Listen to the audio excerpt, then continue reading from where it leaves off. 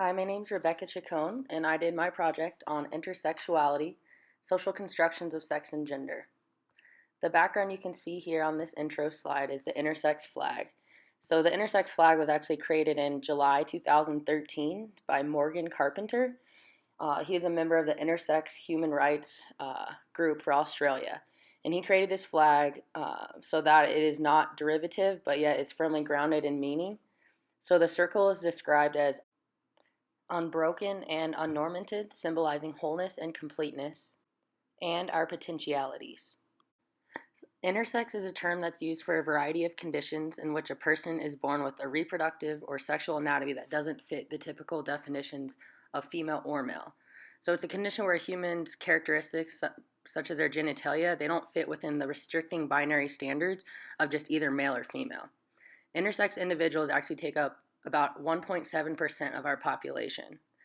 Ambiguous genitalia, which is also known as atypical genitalia, it's a birth variation of the sex organs that makes it unclear whether an affected newborn is a boy or a girl. So, for example, they may have been born with parts of both male genitalia and female genitalia. The main objective of this research project on intersexuality is to answer these questions. Where do intersex individuals lie within the society's gender constructs and standards? What is the current state of the intersex community in general? Does it need further social work interventions? And finally, what are the specific intersex life aspects where social work should come in? Social institutions and cultural norms have long perceived society with a view of the world that marginalizes individuals with intersex conditions similar to the rest of the LGBTQIA community.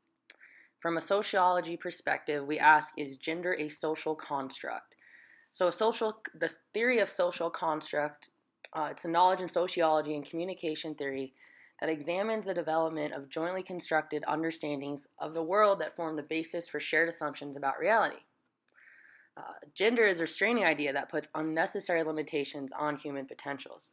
So the social construction of gender, it's a theory of feminism and sociology about the operation of gender and gender differences in societies. According to this view, the society and culture create gender roles, and these roles are prescribed as ideal or appropriate behavior for a person of that specific sex. We view these individuals in a perception that is premised upon their bodies as an interactive force. But intersexuality demands fundamental recognition and respect for all for non-binary sexualities. According to the American Psychological Association, intersex individuals are more prone to risks that can range from extreme depression, shame, or anger, and isolation. Even in the health aspect, intersex people experience significant health inequalities and barriers that prevent access to proper health care. Experiences of stigmatization and victimization are apparent among LGBT individuals due to heteronormativity and heterosexism in the larger scale of the society. So although the medical and psychosocial interventions among intersex individuals are experiencing a paradigm shift into more inclusive and empowering track, their current situation, and more so the social structure they are living in, still needs further reworking to do.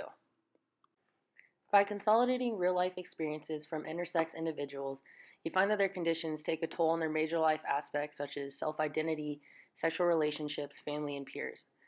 Self-identity issues among intersex people can be intervened through support features in school systems with inclusive puberty and sex education counseling. A big concern for intersex people involving sexual relationships is a lack of libido and sexual aversion. This is where social workers can help in finding an alternative means of fulfillment, although their approach should be sensitive and shouldn't assume sex-normative standards. When it comes to the social life of intersex individuals, the main issue is alienation and isolation. It's found that intersex people had it easier to socialize when their peers are unaware of their conditions. However, hiding the truth about themselves could foster shame and internalized negativity. Therefore, social workers are advised to utilize self-esteem building and stigma-resisting strategies, as well as anti-bullying and ally-building strategies. When analyzing the research for this project, I looked to the reason that I chose this topic in the first place. In my own personal practice as a human being, I want to be understanding and educated on topics like these. You see so much hate and negativity in the world, especially on social media, regarding the LGBTQIA community. I love and accept people for who they are, but unfortunately, it's not like that for everybody else. In order to advance my own career field and personal growth, I try to stay connected to the newly discussed topics regarding sex and gender. If my future clients don't feel understood or cared for, then the system remains broken. By progressing my cognizance on different populations, I better improve my ability to provide credible service to those I will help in my field of human services and or social work. Thanks for watching, and I hope you guys have a great rest of your summer.